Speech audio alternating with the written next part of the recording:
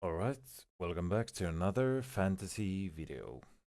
Now, today we're taking a look at the Krakow, IEM Krakow 2026. I'm just gonna quickly show you my team from stage 1. This is ultimately what I ended up going for. I went against going for Legacy in the end, which was lucky for me. I honestly thought they would do much better than they did. Um, And I saw that Lado got like minus 40, which is absolutely insane. I would never have guessed that. So I did get quite lucky, even though I did not end with a lot of season points. And the reason I went for Zway here is I definitely didn't think he was worth the money. He was like 216k. But because I picked foot players, I had so much money left over, so I ended up going from Noda to Sway, and that was not a good decision in the end. But I had so much money left over, as I said, so and I didn't like any of the upgrade possibilities from Kaspersky, and he got me 11 points, even though NIP did not end up qualifying. So I mean, it's okay. It's not good, but it's not horrible, and we move on.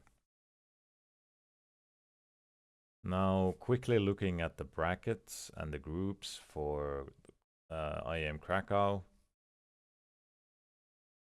I like Furia here, but at the same time, they haven't been super convincing at the start of this season, and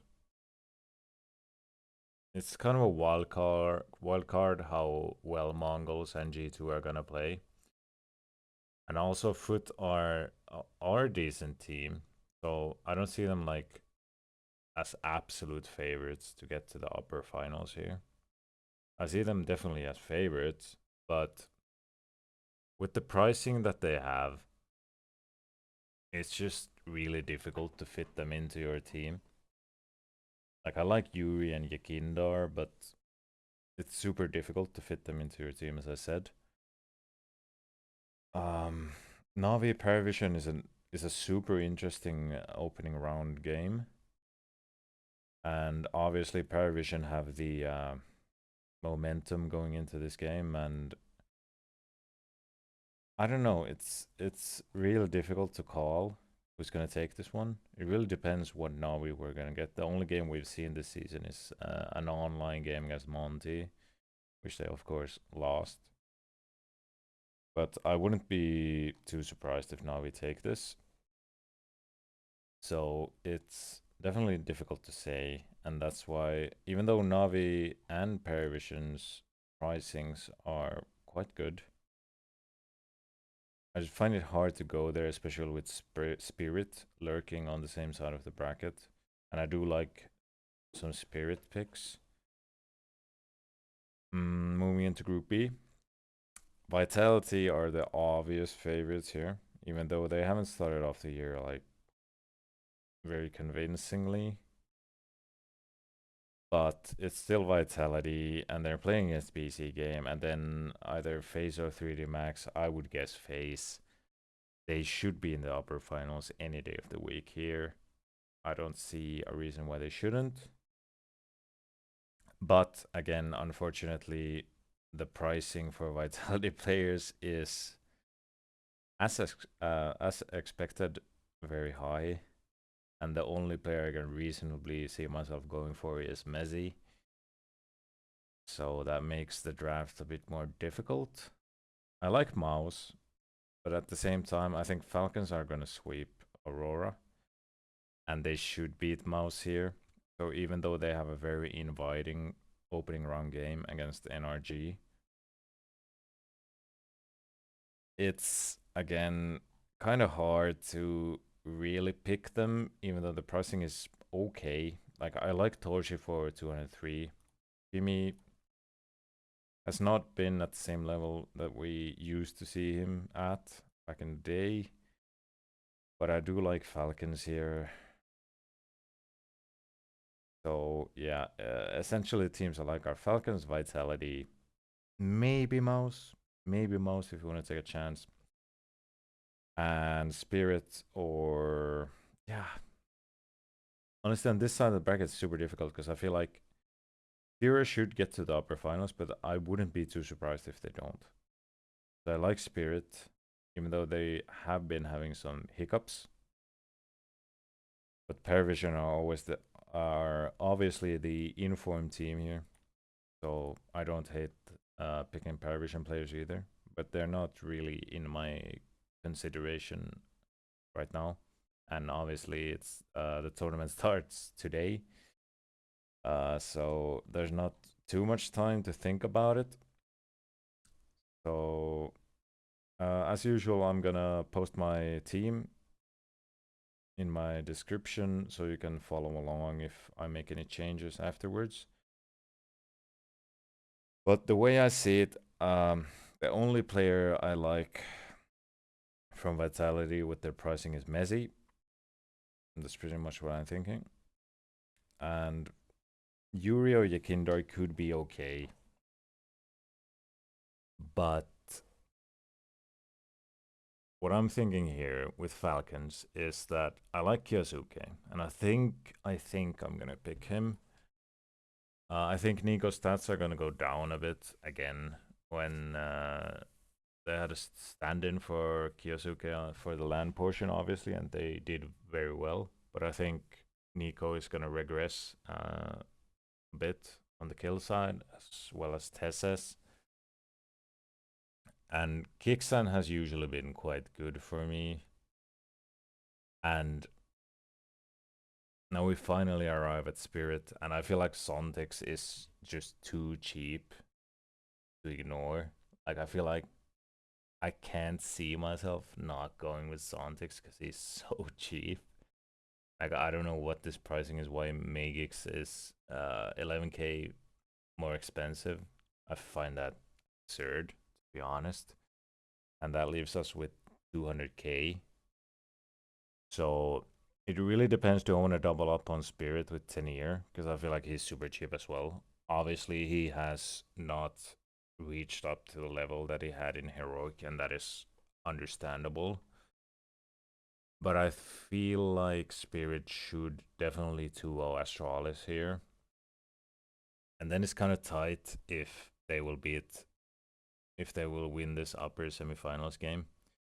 Because I feel like they still haven't quite found their footing. Which does leave a case to go for like Paravision. But the way I like to play fantasy is usually going for 2-1 drafts, especially in formats like this, to maximize points potential. Obviously, if it goes wrong, then it goes horribly wrong. But if it goes right, it goes, you know, super right. So I definitely like James pricing here and other Paravision, but they just have a much more them have a much tougher opening matchup against Navi than Spirit do against Astralis. And it's super difficult to pick between those two. Like Navi pricing is super nice, but who knows what they're gonna come with here. They have a lot of time to, well, not too much time to prep, but they have some time to prep, I guess. So I'm kind of leaning towards Tenier here. And I feel like that's where I'm at right now. Like that 101 rating doesn't seem too good. And his last month has been good, but these were online. And online he had one good map against Paravision, but the whole team was kind of shaky, and Donk had a off game, had an off game for his standards. Do I love this selection if I go Tenier? Honestly, not.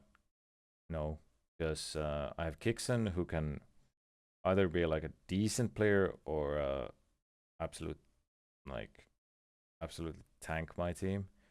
Dantic's pretty much the same, and Tenier pretty much the same. So I don't have much upside here. So I might workshop this a bit more, but I just don't really like the alternatives. Like, even if I go with Nico instead of Kyosuke, I have 208, which I can get Torji, I can get any Paravision player, any Navi player, but it's doesn't seem too appealing with these opening matchups. And yeah, I would love a Shiro. I would love just gambling maybe on one of these two teams, or maybe in Furia, but they are just so expensive. It's super hard to justify. So this is what I'm going for currently. As I said previously, I'm gonna link my team in the description so you can see if I make any changes. Probably not. And just the rest of the team are pretty much just changes. This was my first team. If I wanted to like gamble a bit more, because I had double Furia, and I felt like they had like a decent bracket here. I just don't know with Furia nowadays. Like I feel like they are very good still, of course,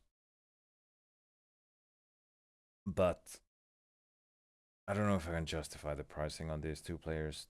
Like 212 and 210k is a lot, and I still have two weaker players with Brolin and Sondix, and I still honestly expect Falcons to beat Mouse here.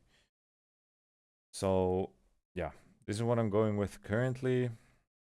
Follow along if I make any changes, but yeah, let me know what you guys are going with, and good luck with this one.